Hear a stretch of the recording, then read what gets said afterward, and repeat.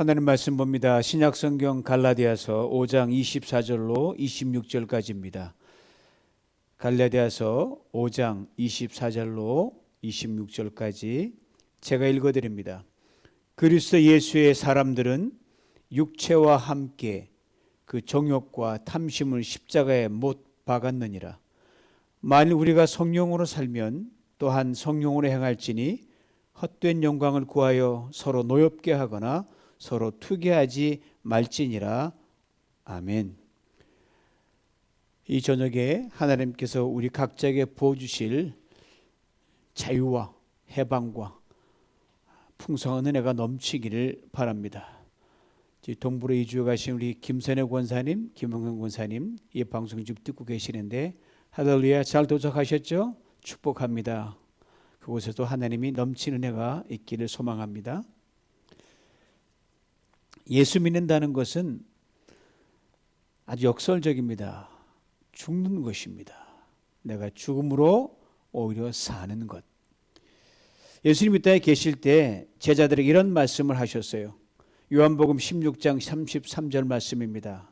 이것을 너에게 이르는 것은 너희로 내 안에서 평안을 누리게 하려 함이라. 세상에서는 너희가 환난을 당하나 담대하라. 내가 세상을 이기었노라. 세상에서는 너희가 환난을 당하나 담대하라. 내가 세상을 이기었노라. 세상 참 힘들죠? 오늘 여러분 힘든 이민자의 삶을 하루 사셨습니다. 세상에는 또한 환난과 어려움이 있습니다. 세상은 결코 만만한 곳이 아닙니다. 그러나 힘들고 환난이 많은 세상, 만만치 않은 세상을 살아가는 우리 그리스도인들은 이미 승리한 사람입니다. 왜요? 주님이 세상을 다 평정해 놓으셨거든요. 예수님 승리는 곧 우리의 승리입니다. 뭐로? 십자가로 죽음까지 평정해 놓으셨습니다. 그렇습니다. 그리스도인들이 이미 승리자들입니다. 오늘 본문 시작인 24절 이렇게 그 시작을 엽니다. 그리스도의 예수의 사람들은, 말씀드린 대로 그리스도 예수의 사람들은 승리한 사람들입니다. 베드로후서 2장 9절에 승리한 그리스도인에 대해서 이렇게 구체적으로 설명해 놨습니다. 너희는 택하신 족속이요 왕같은 제사장들이요 거룩한 나라요 그의 소유된 백성이니 이는 너희를 어두운 데서 불러내어 그의 기이한 빛에 들어가게 하신 이의 아름다운 덕을 선포하게 하려 하심이라. 너희는 택하신 족속이요 왕같은 제사장이요 거룩한 나라요 그의 소유된 백성이라고 했습니다. 그리고 이어지는 말씀은 하나님께서 우리같이 연약하고 아무것도 없는 우리들을 왜 택하시고 왜 왕처럼 삼으시고 왜 거룩한 나라로 우리를 부르시고 그의 특별한 소유로 빼어나시게 하셨는가? 이유를 이렇게 설명합니다. 이는 너희를 어두운 데서 불러내어 그의 기이한 빛에 들어가게 하시니 아름다운 덕을 선포하게 하려 하심이라. 이는이라고 했습니다. 즉 택하신 족속, 왕같은 제사장, 거룩한 나라, 소유된 백성 삼은 것은 이렇다. 즉 너희를 어두운 데서 불러내어 그의 기이한 빛에 들어가게 하신 이의 아름다운 덕을 선포하게 하려 하심이라. 우리 모두 예수 믿기 전에 죄와 사망의 어두운 데서 거했던 사람이거든요. 겉으로는 멀쩡하지만 사망이 우리를 누르고 있었단 말입니다. 죄의 어두운 근이 우리를 가리고 있었단 말입니다.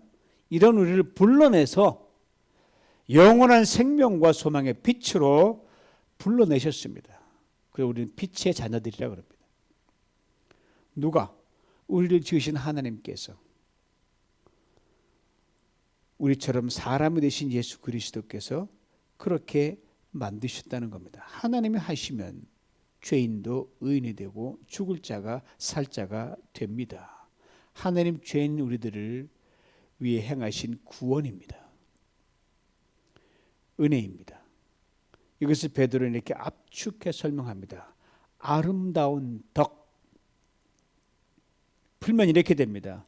죄인인 인간을 위해 하나님이 베푸신 최고의 선, 이게 바로 여러분과 저를 왕 같은 제사장이요 거룩한 나라에 소유된 백성이요 택하신 족속으로 만들었다는 겁니다. 여러분, 덕이나 선은 추상명사가 아닙니다. 능력입니다. 죄인인 우리를 살리기 위해 하나님이 행하신 사랑의 능력이고 선이요 덕입니다. 그리스도인들이 누굽니까? 이 놀라운 하나님의 덕을, 은덕을 입은 사람들이에요. 그러므로 우리 그리스도인들은 하나님이 우리에게 베푸신 이 덕을 자랑하고, 하나님 나를 이렇게 왕같은 제사장으로 만드셨다, 그의 백성으로 뽑으셨다, 내가 이런 사람이다라고 자랑하는 거예요. 하나님의 덕을 만방에 선포하는 거예요. 그리고 왕같은 제사장으로, 거룩한 나라로, 빼어낸 족속으로, 그런 덕의 사람으로 살아가야 합니다.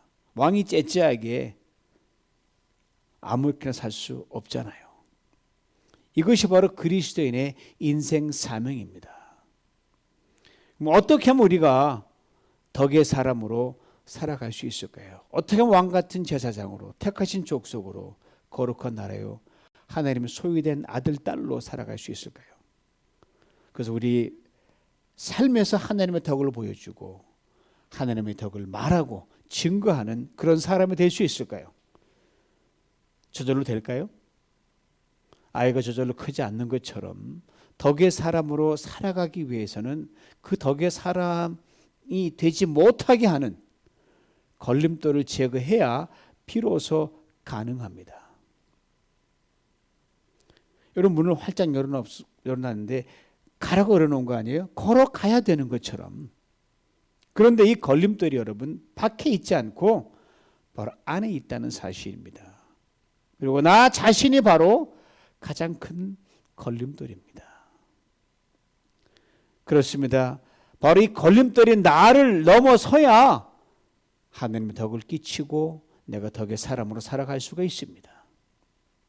나를 넘어서야 참다운 그리스도인의 면모를 발휘할 수가 있습니다. 이런 점은 신앙이란 뭔가 doing 한다기보다 becoming, 뭐가 되는 것이 항상 먼저입니다. 돼야 뭘 할 수 있죠. 무엇을 하기에 앞서 어떤 사람이 되어야 하는 것이 먼저란 말입니다. 바로 이런 사람이 되기 위해서 반드시 선행적으로 해야 할 일이 있는데, 내가 뭐 착한 일을 행한다, 대단한 일을 행한다 이를 하기보다 먼저 우선 해야 될 일이 있다는 겁니다. 이에 대해 오늘 본문에 이렇게 설명합니다. 24절 말씀이에요. 그리스도 예수의 사람들은 육체와 함께 그 정욕과 탐심을 십자가에 못 박았느니라. 육체란 sinful nature, 죄성을 말합니다. 우리를 하여금 죄를 짓게 만드는 원인 적응이 바로 우리가 죄성을 지니고 있기 때문에 그렇습니다. 우리 속에 많은 생각과 많은 어떤 감정 요소들이 이게 잘못 기울어가면 그것 때문에 실수하고 죄를 짓고 상처를 주고 무너진다 이 말입니다. 이 죄성 가운데서 여러분 가장 두드러진 게 있는데 오늘 본문은 두 가지를 우리에게 지적해 줍니다. 하나는 정욕이요, 다른 하나는 탐심입니다. 정욕과 탐심. 여기 모든 감정적이고 해된 요소들이 이 안에 압축도 녹여져 있습니다. 이 두 놈만 잡으면 웬만큼 다 잡힙니다. 정욕, 간단히 말해서 정이에요. 정. 다시 말하면 passions, 즉 뜨거운 열정이 바로 이 정욕, 정입니다. 열정 그 자체는 아주 좋은 것입니다. 뭘 하기 위한 강한 추진력의 열정이거든요. 그러나 문제는 열정의 방향성이 문제입니다. 열정의 방향에 따라 그 결과는 하늘과 땅 차이로 극명하게 나뉘어집니다. 예를 들어 열심히 공부하는 학생과 운동선수랑 비교해 보자고요. 여러분, 공부하는 학생들이 오늘 이제 대한민국에서는 한 날짜가 앞서가니까 11월 18일 오늘 대학 입학 수능이 있는 날이거든요. 전국의 시험장에서 고3 학생과 재수생들이 지금 그 추운 날씨에 시험을 치르고 있습니다. 뭐든지 학생이 좋은 결과 얻으려면 공부에 열정을 쏟아야 됩니다. 자신의 모든 시간과 노력과 모든 상황을 공부에 집중해서 거기에 모든 열정을 쏟는 거예요. 최선을 다 기울이는 겁니다. 그렇게 해서 열정의 방향을 제대로 잡은 것이죠. 그런데 열정을 다른 데 엉뚱한 데 돌리면, 예를 노는 데 쏟고 다른 데 쏟는다고 하면 그 순간은 좋을지 몰라도 결과는 아주 비참하게 이를 데가 없습니다. 시합을 앞두고는 운동선수도 마찬가지입니다. 몸을 부지런히 가꿉니다. 그것뿐입니까? 식단도 잘 짜야 되죠. 그다음에 심폐기능을 강화해야 되죠.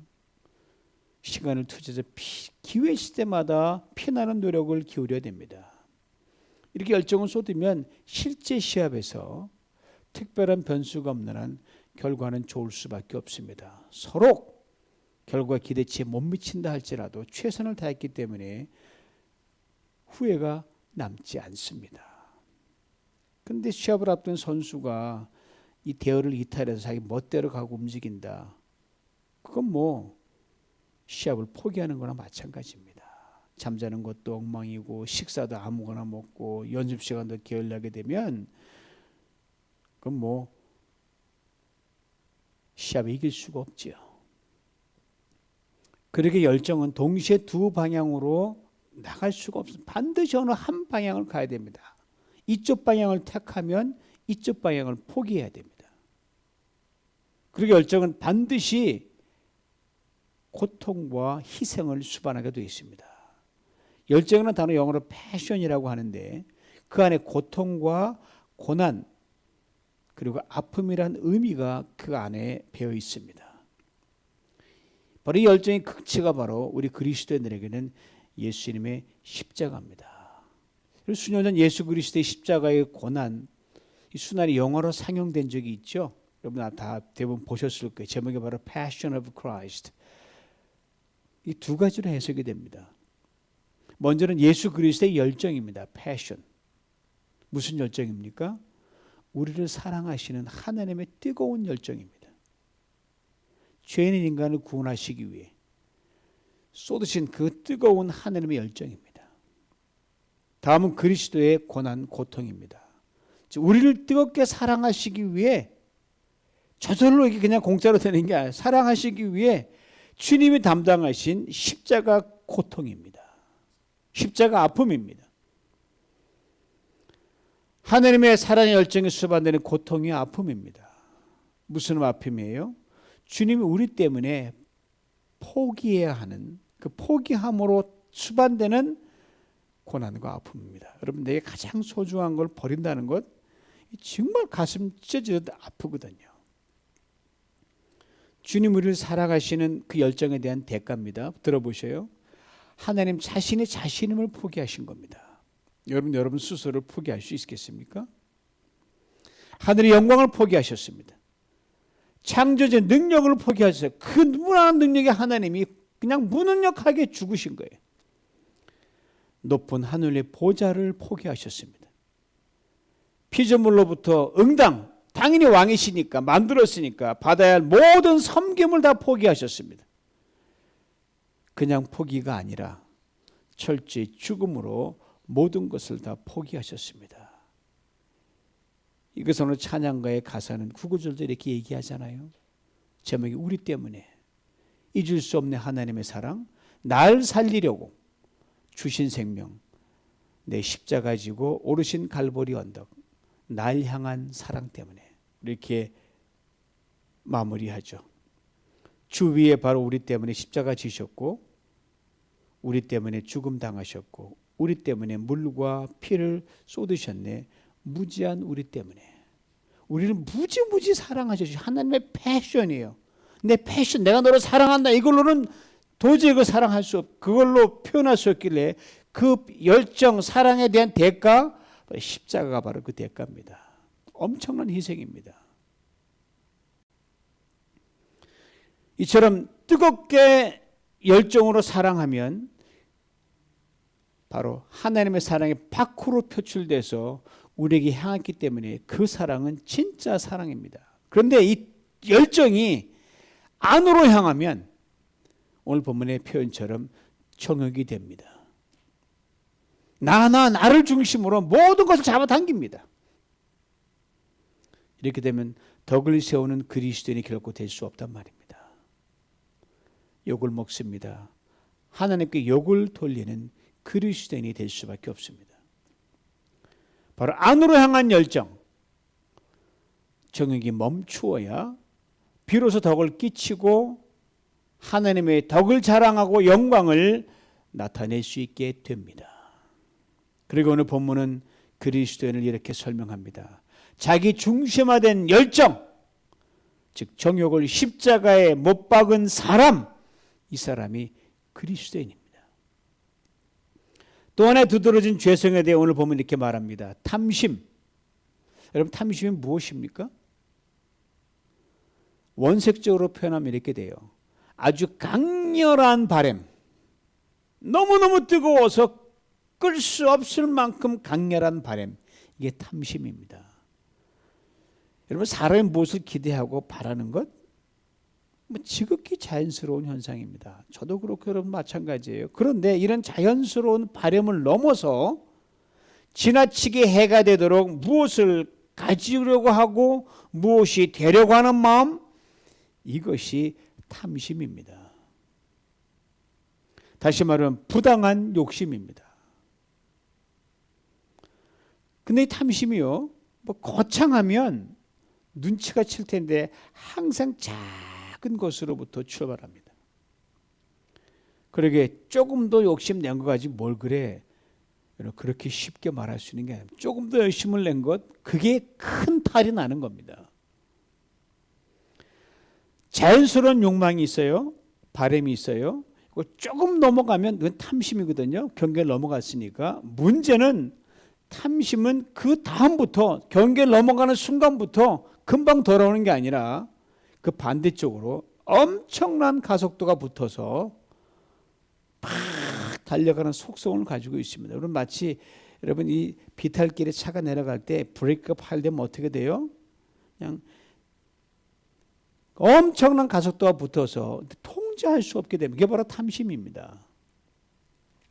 여러분, 에덴 동산 하나님께서 다 지어놓은, 모든 걸 다 지어놓은 다음에 하나님이 아담과 하와에게 먹지 말라고 한 게 딱 하나 있었거든요. 선악과인데 딱 하나예요, 하나. 크지도 않아요, 딱 하나. 요즘 말로 사과 하나 먹은 게 죽을 줄 졌습니까? 딱 하나예요. 근데 그 뿌리가 탐심에 있다는 겁니다. 두세 개 있는 가운데 사과 하나 먹으면 욕심이 났다고 하지만 하나님께 이렇게 상상할 수 없이 많은 울타리를 쳐줬다는 걸 우리 놓쳐서는 안 됩니다.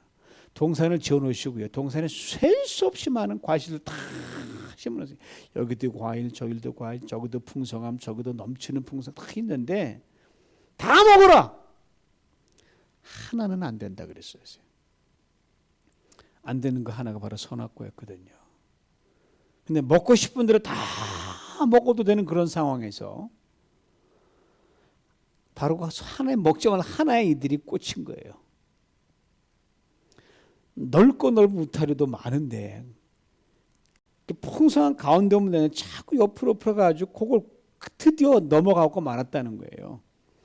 이것이 탐심의 실체입니다, 여러분.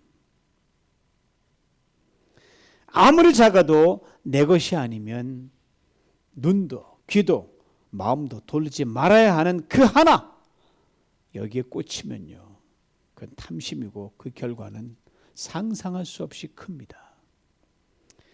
바로 이 탐심이 모든 것의 균형을 깨뜨립니다.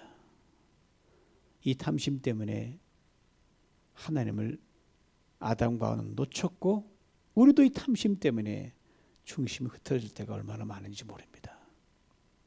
하나님을 놓치고, 그러므로 하나님을 놓치면 다른 것에 관심이 쏟을 수밖에 없어요. 두 방향을 동시에 할 수가 없으니까.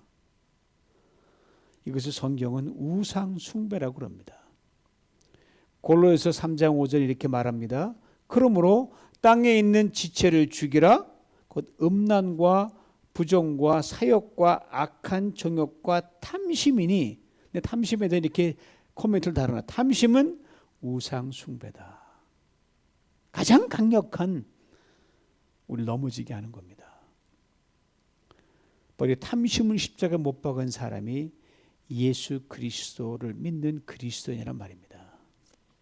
그렇다면 십자가에 못 박는다는 것은 무슨 의미입니까? 그러면 여러분과 제가 십자가 형틀에 딱 달려가지고 못 박으라고 그냥 죽어줘야 되는 겁니까? 문자 그대로? 어떻게 그렇게 해요? 못하죠. 이미 예수님 그걸로 끝났는데. 근데 바로 나 중심을 향한 격렬한 열정인 정욕과 지나친 욕심인 탐심을 십자가 못 박은 사람이 그리스도는 얘기하거든요. 어떻게 해석을 해야 되나? 여러분, 정욕과 탐심은 예수 그리스도를 알기 전에 여러분과 저의 옛 모습을 대변해 주는 두드러진 죄성들입니다. 인간의 모든 문제들의 시작이요, 꼼꼼히 보면 이 두 개의 추구에서부터 시작이 됩니다. 이것을 철저하게 통제하고 제어하지 않으면 덕스러운 그리스도인이 될 수 없으며 참으로 추한 그리스도인이 될 수밖에 없습니다. 그리고 이것들을 십자가 처형하듯이 확실하게 꽉 묶어서 꼼짝 못해야 된다는 게 바로 십자가에 못 박는다는 겁니다. 바울이 십자가 처형에 빗댄 것은요, 다음과 같은 십자가 처형의 처절하고 강렬한 이미지를 우리에게 각인시킨 거예요. 너 십자가 처형 받지? 그렇게 이 정욕과 탐심과 싸워야 된다는 말이에요. 한 세 가지로 말씀드리면, 첫째로 우리가 이런 탐심이나 이런 정욕, 옛 성품을 끊어내고자 할 때 냉혹해야 된다는 겁니다. 여러분, 옛 성품인 정욕과 탐심, 신사적으로 야야 그냥 저로 가 이렇게 해서 떨어져 나갈 놈들이 아니에요, 여러분. 아주 냉혈인처럼 차갑게 대해서 다시는 마음이 얼씬거리지 못하도록 꽉 못 박듯이 그렇게 해야 된다는 겁니다. 둘째는 이런 옛 성품인 정욕과 탐심을 우리가 끊어내고자 할 때 저절로 되지 않고 피 흘리는 고통과 애끓는 그러한 고통의 수반됨이 있다는 것을 우리가 알아야 됩니다. 아예 뭐 끊어냈어? 절대로 끊어지지 않습니다, 여러분. 첨예한 갈등을 겪을 각오를 해야 끊어질 수 있습니다. 근데 그 자리에 다시는 안 가야지 말 100만 번 해보십시오. 또 그걸로 발걸음이 가게 돼 있습니다. 셋째, 그리스도인은 옛 성품인 정욕과 탐심을 거부할 때 아주 단호해야 됩니다. 나에게 매몰차야 돼요. 그걸 경험해서 아픔을 겪었잖아요. 죽어도 굶어도 다 잃어도 거기는 절대로 안 가. 나라당 딱 문을 닫고 쫓아가지도 말아야 돼요. 단호해야 돼요.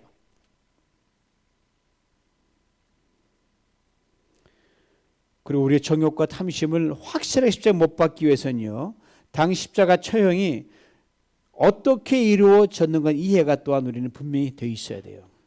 여러분, 일단 극악한 죄를 지는 죄인을 십자가 못을 박습니다. 일단 못을 다 박잖아요.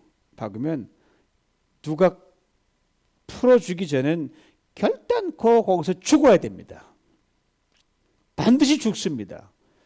그런데 딱 하고 한 번에 죽으면 고통이 없을 텐데 서서히 죽어가게 돼 있습니다. 그렇게 십자가 형태리, 그래서 무서운 거예요. 갑자기 죽는 죽음이 아니라 점차적으로 죽는 죽음이 십자가 처형입니다. 죄는 십자가에 딱 못으로 박아 놓거든요. 그냥 거기에 남겨져 있는 거예요. 죽을 때까지. 서서히. 그 고통은 이루 말할 수가 없습니다.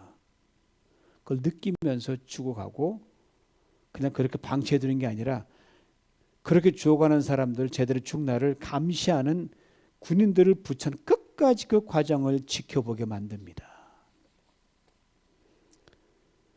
이처럼 그리스도는 예수를 믿고 옛사람 십자가에 일단 못을 박은 상태에 강도가 딱 박아서 죽었다. 이미 그건 한 번 시작한 거예요. 그래서 믿음으로 단번에 단하게 못을 박았어요. 그런데 이 옛사람이 완전히 죽을 때까지 시간이 걸리더란 말입니다. 어떤 옛사람의 모습은 단번에 사라질 수가 있어요. 여러분, 그처럼 여러분 갖고 있는 어떤 습성 같은 거 뭐 10년 전에 없어요. 지금 생각도 안 나는 경우가 있잖아요. 그런 거. 그러나 어떤 옛사람의 모습은요, 죽었는가 하면 또 고개를 드는 거예요. 또 죽여야 되는 거예요. 그래서 이제는 이런 옛사람에서 나 이제 그런 나 그렇게 안 해. 또 튀어나오는 거예요. 자, 바로 이 옛사람의 모습을 죽이고 또 죽이는 피말리는 과정이 계속 이어지는 겁니다. 십자가 달린 강도와 그 죄인들이 서서히 신음 속에 죽어가듯이 반드시 죽여야 됩니다. 십자가 달린 죄수가 죽는 것처럼 그러게 바울이 고백한 거예요. 나는 날마다 죽노라. I die every day.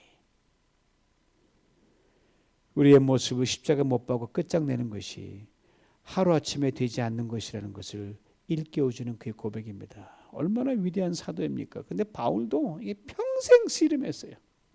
내가 원하는 선을 행하지 아니하고 원치 않은 악을 행하는도다. 오라 나는 곤고한 사람이로다. 이 사망의 몸에서 누가 나를 건져내랴.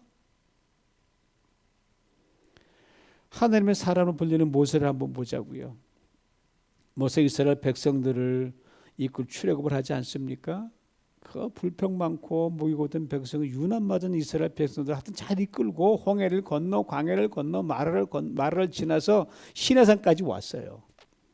하나님께서 이리로 올라오라 하고 시내산 중통 넘어서 위로 올려면서 40일간을 하나님과 함께 있었습니다. 그리고 내려올 때 얘야 너희들이 앞으로 나를 잘 섬기려면 이러이러한 계명을 지키고 이건 하지 말고 해라 해서 하나님이 돌판에다가 10계명을 딱 적어서 계명을 친히 적어서 친수로 적어서 주셨어요. 얼마나 감격스러운 장면입니까? 하늘 아래 하나님께서 돌판에 새겨가지고 손수 주심을 받은 이 사람이 모세거든요. 얼마나 감격스러웠겠어요. 그래서 이제 기쁜 마음으로 이걸 함께 나누어서 산을 쭉 내려오는 거의 다 내려왔는데 산 아래서 별일이 벌어진 거예요. 이 사람들이 모세가 없는 사이에 금으로 송아지를 만들어 놓고 그것만 해도 참 가관인데 그 송아지대로 송아지시여 당신이 우리들을 애굽에서 이끌어낸 신이십니다라고 거기다 꾸벅꾸벅 절하고 춤추고 난리가 난 거예요. 이 모세가 속에서 확 치밀어 오는 분노가 확 올라옵니다. 저 같아도 그랬을 거예요.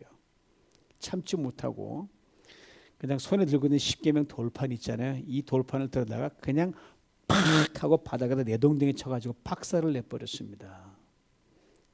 저는 이 장면 볼 때마다 화나는 건 있을 수 있어요. 욱하는 건. 너무 말도 안 되지 하니까. 그러나 이 십계명 돌판이 누구한테 받은 겁니까? 이게 지 겁니까? 아니잖아요. 이건 좀 내려놓고 화를 냈었어야죠. 또 그것뿐이에요. 목말라 죽겠다는 백성 앞에서 야 내가 하나님이냐 왜 이렇게 나를 종주먹도 괴롭히냐. 그럼 하나님 반석을 치라는데 화를 내면서 반석을 팡팡 하고 화를 내가 2번 연거푸 쳤어요. 하나님이 그 장면을 보시고 너 화낸 건 네 백성한테 화냈냐? 나한테 화낸 거다라고 하나님 그것을 증거 삼아서 결국 그것 때문에 가나안 땅에 못 들어갔습니다. 욱하고 화를 내는 것 십자가 이렇게 못 박아도 또 튀어나와 질긴 놈입니다. 어쩔 수 없어 또 죽이는 수밖에. 그리고 오늘 본문 마지막 26절 이렇게 말해줍니다. 헛된 영광을 구하여 서로 노엽게 하거나 서로 투기하지 말지니라. 헛된 영광이라고 했습니다. 교만을 말합니다.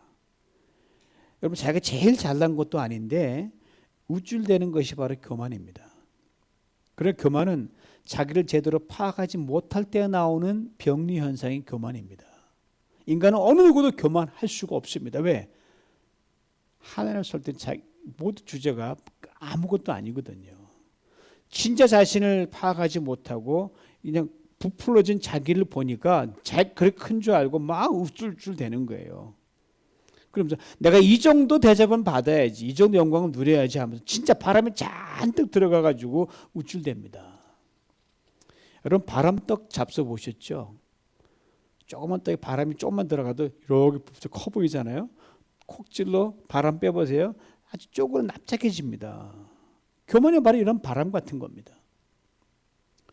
우리가 바로 이 교만의 바람에 빠지지 않으면 나도 힘들고 상대도 힘들고 모두 힘들어져요. 이 교만의 첫 번째 결과 오늘 본문은 뭐라고 얘기하냐? 서로에게 노하게 된다고 되어 있습니다. 노엽게 한다는 말이 무슨 뜻이냐면요, 그냥 아무것도 아닌 누군가 싸움하려고 그냥 들소처럼 팍 덤벼들어서 싸우자고 이 싸움을 거는 게 바로 이 노한다는 거예요. 즉 이런 거죠. 상대가 내가 너보다 난데 무슨 잔말이 많아. 상대방을 억누릅니다. 함부로 말을 못합니다. 함부로 말해요. 교만이지요. 그런 말을 듣고 상대방이 뭐 가만히 있겠어요? 자존심이라는 게 있는데 내가 너만 못한 게 뭐 있어? 까불지 마라. 그러면서 대화다 치는 거예요. 그럼 어떻게 돼요? 서로 소리가 막 에스컬레이팅 올라가죠. 얼굴색이 변하죠.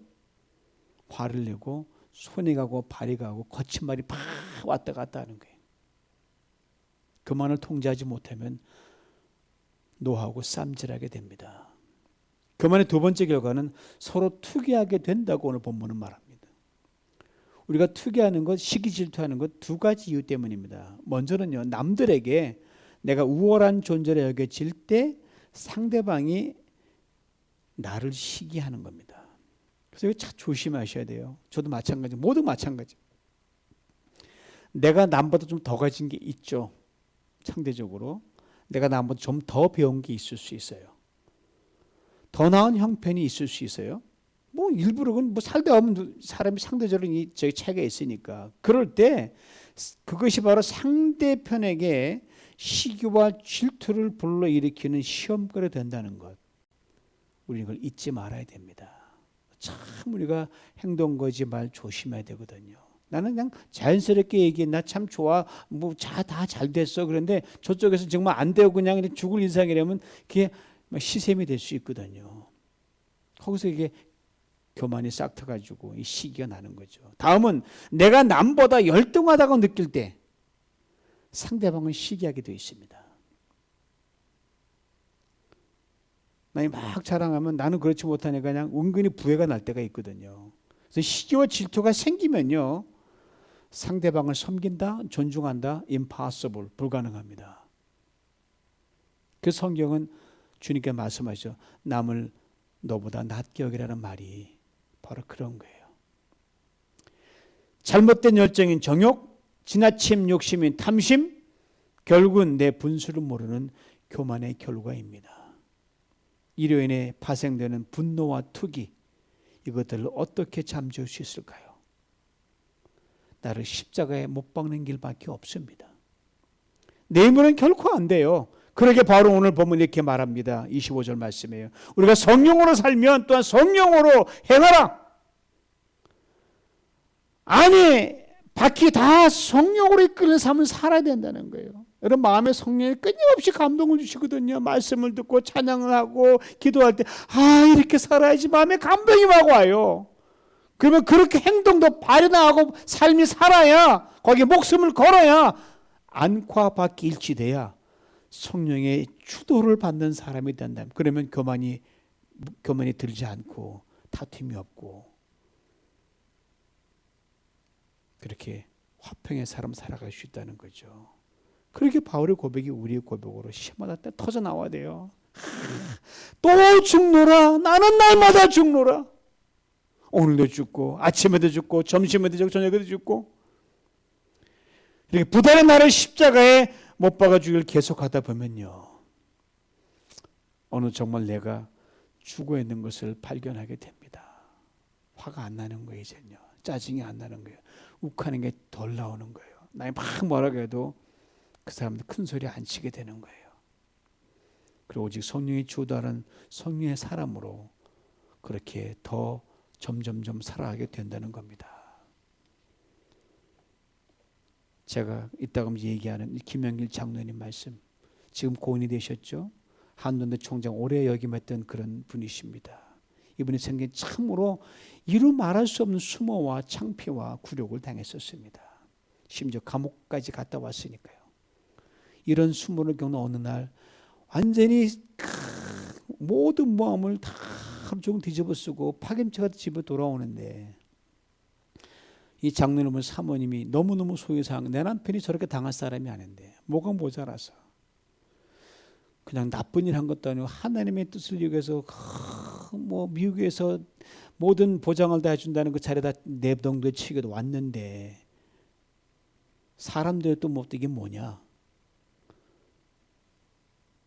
어느 날 들어오는 그 장로님이 사모님 이렇게 퍼붓어요.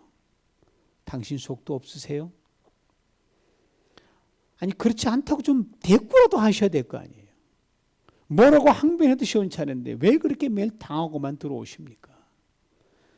그때 김영걸 장로님께서 사모하셨던 말씀 이렇게 말씀하셨어요.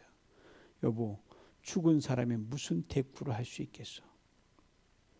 완전히 죽으셨어요. 철저히 죽으셨습니다.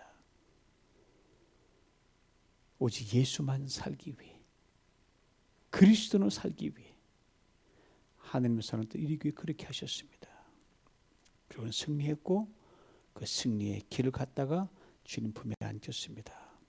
사랑하는 성도 여러분, 내가 죽고 예수로 사는 것 결코 쉽지 않습니다. 그리고 오직 성령으로만 됩니다. 오직 은혜로만 됩니다. 내가 죽으면 약한 내가 오히려 강해지는 놀라운 역설이 성립됩니다. 내가 죽으면 추한 내가 더 추해지는 게 아니라 오히려 거룩해집니다. 내가 죽으면 내 힘이 아닌 주님의 힘으로 살게 됩니다. 내가 죽으면 나의 부족함이 주님의 부여로 바뀝니다. 내가 죽으면 주님이 나를 세워주십니다. 내가 죽으면 주님이 나를 높여주십니다. 내가 죽으면 손해가 아니라 엄청난 유익입니다. 이것이 그리스도인으로 살아가는 것입니다. 그래 될 때 바울의 고백이 우리의 고백이 될 줄 믿습니다. 내가 능력 주시는 자 안에 내가 모든 것을 할 수 있느니라. 바울의 또 다른 고백을 들어보셔요. 나의 하나님이 그리스도 예수 안에서 영광 가운데 그 풍성한 대로 내 모든 쓸 것을 채우시리라. 이 복을 풍성히 받아 누리시길 주님의 이름으로 축원합니다. 기도합니다. 하나님, 아직 덜 죽었습니다. 성질도 덜 죽었고 자랑도 덜 죽었고 교만도 덜 죽었고 그래서 아버지 하나님 이제 됐다 싶으면 다툼의 원인을 제공하는 우리가 나요 바로 우리들입니다. 용서하여 주시옵소서. 우리 아버지 하나님, 예수 그리스도가 신 그 십자가, 우리의 모든 정욕과 탐심을 다시 못 박습니다. 우리 모든 허망한 교만도 못 박습니다. 시기심도 못 박습니다. 자랑도 못 박습니다. 하나님 이제 우리로 인하여 하나님 다툼의 그런 근원이 아니라 화평을 되게 만들어 주시옵시고 우리가 죽음으로 인하여 하나님 이제 우리 인생이 전에 하지 못한 논란을 할 수 있는 희한한 신비한 역전과 은혜를 경험하게 만들어 주시옵소서. 주님 죽습니다. 목사인 저도 죽습니다. 우리 모두가 죽습니다. 하나님 우리가 무능한 게 아니라 주의 능력이 우리의 능력됨을 보게 하여 주시옵소서. 예수님의 이름으로 기도하옵나이다. 아멘.